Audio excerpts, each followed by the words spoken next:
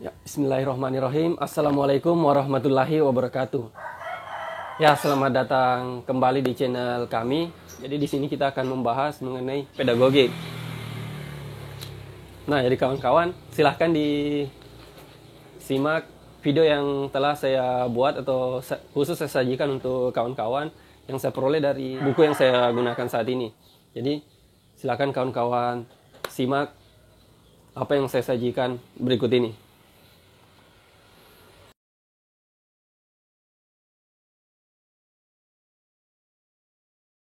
Ya, ke kawan-kawan, langsung saja kita akan melanjutkan pembahasan kita pada kesempatan kali ini. Ini kita akan melanjutkan pembahasan mengenai kompetensi pedagogik yang khusus untuk formasi PGSD. Ya, jadi untuk kawan-kawan yang formasi PGSD, silahkan disimak lanjutan materi dari kompetensi pedagogik. Sebelumnya kita sudah memahami pengertian kompetensi pedagogik. Selanjutnya kita akan membahas pertama ada posisi kompetensi pedagogik bagi guru. Kemudian yang kedua, seperti apa cakupan kompetensi pedagogik. Nah, yang saja kawan-kawan, yang pertama, posisi kompetensi pedagogik bagi guru. Dalam Undang-Undang Republik Indonesia Nomor 20 Tahun 2003 tentang Sistem Pendidikan Nasional, Bab 11 tentang Pendidikan dan Tenaga Kependidikan, Pasal 42 ayat 1 dan 2 dinyatakan bahwa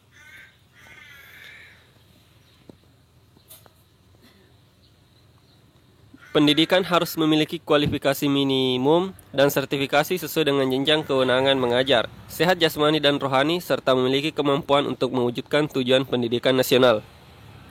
Kedua, pendidikan untuk pendidikan formal pada jenjang pendidikan usia dini, pendidikan dasar, pendidikan menengah, dan pendidikan tinggi dihasilkan oleh perguruan tinggi yang terakreditasi. Kemudian ditegaskan pula dalam Undang-Undang Republik Indonesia Nomor 14 Tahun 2005 tentang guru dan dosen pada bab 3 tentang prinsip profesionalitas, pasal 7 ayat 1 bahwa profesi guru dan profesi dosen merupakan bidang pekerjaan khusus yang dilaksanakan berdasarkan prinsip sebagai berikut. Memiliki bakat, minat, panggilan jiwa, dan idealisme.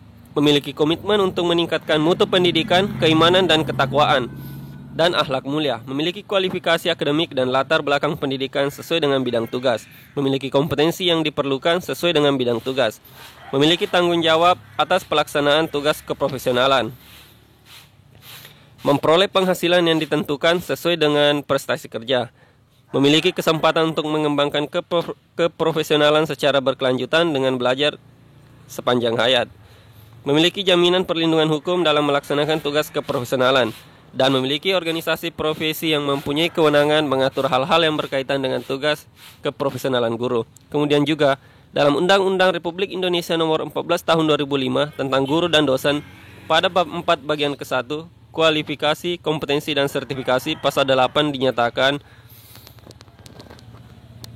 guru wajib memiliki akademik, kompetensi, sertifikat pendidik, sehat jasmani dan rohani, serta memiliki kemampuan untuk mewujudkan tujuan pendidikan nasional. Undang-Undang Republik Indonesia Nomor 14 Tahun 2005 tentang guru dan dosen pada bab 4 bagian ke-1, kualifikasi, kompetensi, dan sertifikasi, pasal 10 dinyatakan bahwa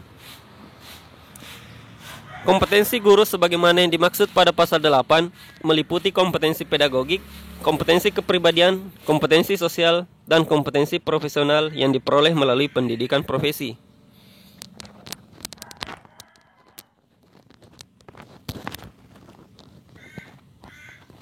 Oleh karena itu, dari paparan mengenai persyaratan menjadi guru dan dari para pakar menurut serta ketentuan perundang-undangan yang kami paparkan ini, dapat dipahami bahwa kompetensi pedagogik guru memiliki posisi yang sangat penting. Posisi kompetensi pedagogik guru merupakan salah satu bagian dari persyaratan bagi seorang untuk diangkat menjadi pendidik atau guru pada suatu lembaga pendidikan formal.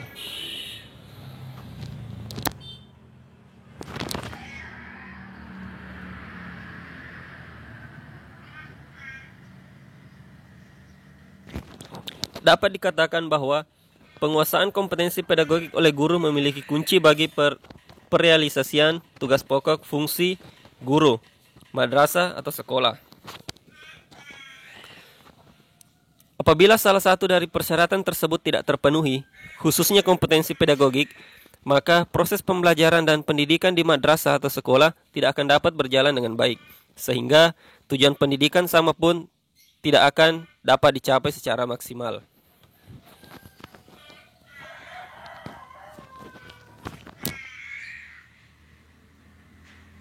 Nah, sampai di sini kawan-kawan sudah paham kan tentang posisi kompetensi pedagogik bagi guru? Ya, sebelum lanjut, pastikan kawan-kawan sudah klik tombol subscribe dan sudah menyalakan lonceng notifikasinya ya. Nah, selanjutnya, cakupan kompetensi pedagogik. Kompetensi pedagogik guru termaktub dalam Peraturan Pemerintah Indonesia nomor 74 tahun 2008 tentang guru, bab 2, kompetensi dan sertifikasi pasal 2, dan bagian ke-1 kompetensi pasal 3 ayat 4. Dinyatakan bahwa kompetensi pedagogik sebagaimana dimaksud ayat 2 merupakan kemampuan guru dalam pengelolaan pembelajaran peserta didik yang sekurang-kurangnya meliputi 1. Pemahaman, wawasan atau landasan kependidikan, pemahaman terhadap peserta didik, pengembangan kurikulum atau silabus, perancangan pembelajaran, pelaksanaan pembelajaran yang mendidik dan dialogis, pemanfaatan teknologi pembelajaran, evaluasi hasil belajar, dan pengembangan peserta didik untuk mengaktualisasikan berbagai potensi yang dimilikinya. Unsur-unsur yang termuat dalam Peraturan Pemerintah Republik Indonesia nomor 74 tahun 2008 tentang guru, bab 2, kompetensi dan sertifikasi pasal 2, dan bagian ke-1 kompetensi pasal 3 ayat 4, juga termuat dalam Peraturan Menteri Pendidikan Nasional nomor 16 tahun 2007 tentang standar kualifikasi dan kompetensi guru. Nah, pada lampiran tabel di atas tersebut, dalam pandangan para pakar pendidikan, itu semua merupakan kemampuan pendidikan dalam pengelolaan pembelajaran peserta didik, yang meliputi pemahaman, wawasan atau landasan. Nah, menurut Ramayulis, di antara landasan pendidikan yang harus dikuasai oleh guru, itu antara lain mengenal tujuan pendidikan untuk mencapai pendidikan nasional, mengenal fungsi sekolah dalam masyarakat, mengenal standar kompetensi-kompetensi dasar, indikator kompetensi pembelajaran. Pemahaman terhadap peserta didik. Pemahaman terhadap peserta didik merupakan salah satu kompetensi yang harus dimiliki guru. Sedikitnya terdapat 4 hal yang harus dipahami guru terhadap peserta didiknya, yaitu tingkat kecerdasan, kreativitas, fisik dan pertumbuhan, dan perkembangan peserta didik, serta potensi peserta didik.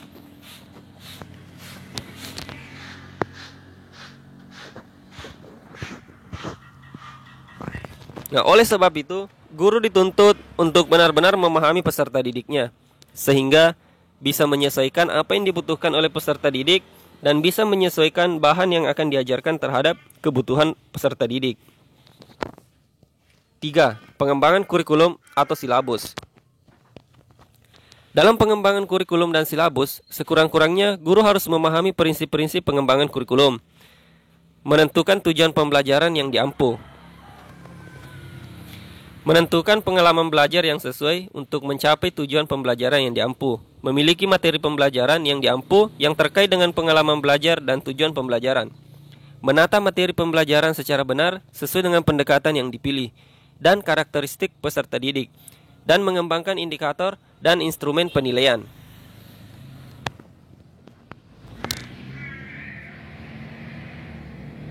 4. Perancangan pembelajaran. Dalam hal ini, seorang guru harus bisa merencanakan pembelajaran secara strategis, mulai dari awal sampai akhir. Biasanya, perencanaan pembelajaran disusun dalam bentuk RPP. 5. Terkait pembelajaran yang mendidik dan dialogis. Pembelajaran pada hakikatnya adalah proses interaksi antara peserta didik dengan lingkungan, sehingga terjadi perubahan perilaku ke arah yang lebih baik. Dalam interaksi tersebut banyak sekali faktor yang mempengaruhinya, baik itu faktor internal maupun faktor eksternal.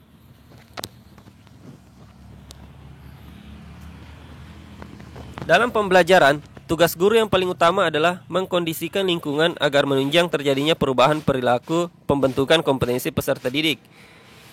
Oleh karena itu, seorang guru dalam melaksanakan pembelajaran harus sesuai dengan tujuan pembelajaran. sehingga bisa meningkatkan pengetahuan siswa dan dapat merubah perilaku siswa dari yang awalnya tidak baik menjadi baik dan dari yang awalnya belum tahu menjadi tahu. 6. Pemanfaatan teknologi pembelajaran. Penggunaan teknologi dalam pendidikan dan pembelajaran dimaksudkan untuk memudahkan atau mengefektifkan kegiatan pembelajaran. Nah, dalam hal ini, guru dituntut untuk memiliki kemampuan menggunakan dan mempersiapkan materi pembelajaran dalam suatu sistem jaringan komputer yang dapat diakses oleh siswa.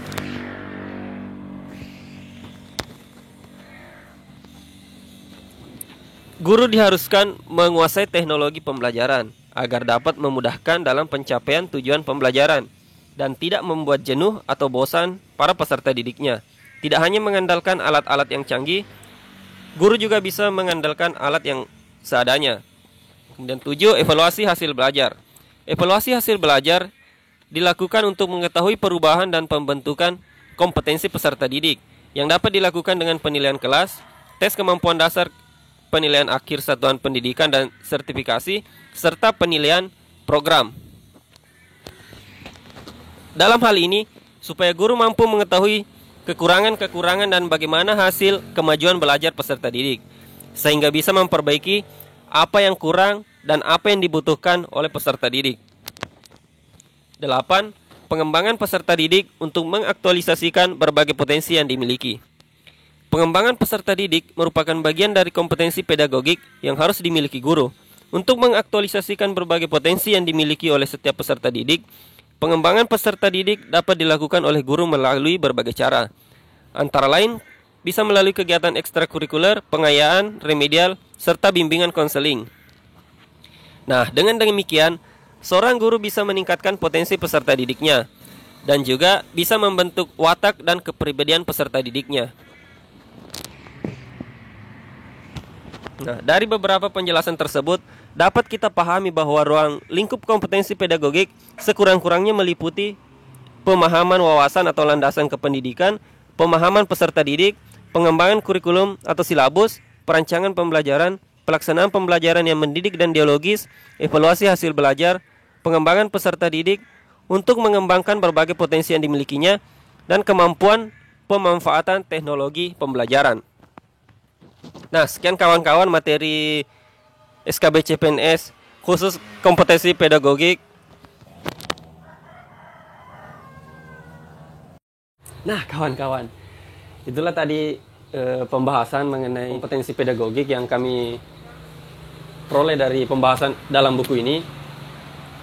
Jadi, sampai di sini tentu kawan-kawan sudah paham kompetensi pedagogik.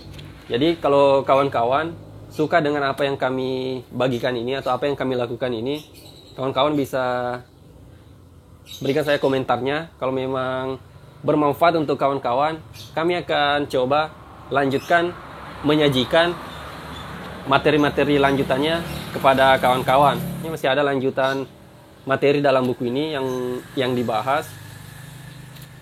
Cuman di sini kami hanya membuat atau menyajikan pedagogik saja. Jadi kalau memang kawan-kawan suka, nanti akan kami usahakan sajikan lanjutan materi yang kami peroleh dalam buku ini. Ya, terima kasih kawan-kawan sudah menonton video ini sampai selesai.